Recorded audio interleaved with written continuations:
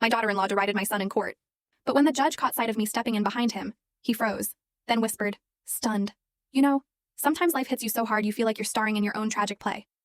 But what happens when the very person you trusted most, the one you brought into your home, tries to steal everything from you and your broken son?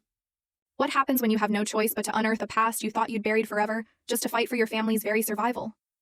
I still remember the silence that fell in the courtroom the instant Judge Stephen Morales walked in. His piercing eyes scanned the room, landing on my son, Michael, and for a split second I saw a flicker of something. Compassion.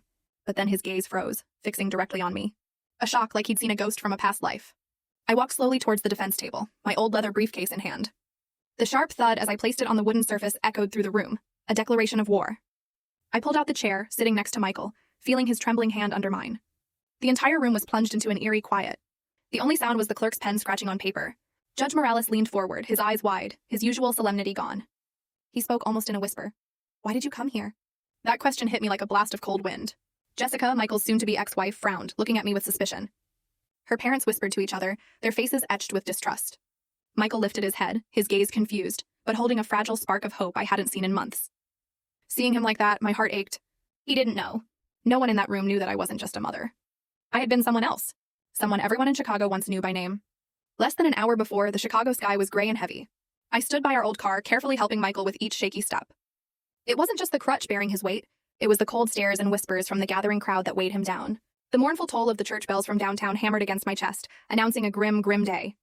I clutched my old leather briefcase. Its worn edges were a testament to the years, but it didn't just hold papers. It held the honor, the future, and the faint, desperate hope of my family. In front of the imposing courthouse, a small crowd had gathered.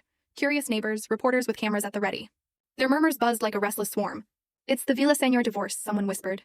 "They say it's really nasty." Poor son. My heart sank, but I kept my face in a motionless mask. I couldn't show weakness. Then a luxury car screeched to a halt behind us. The door swung open and Jessica emerged, draped in a red Gucci dress, the color of defiance, practically screaming her assumed victory. Dark sunglasses hid half her face, but not the arrogant smirk on her lips.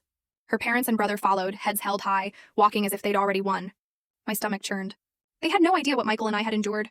The sleepless nights, the endless struggle to... Full story video added in below.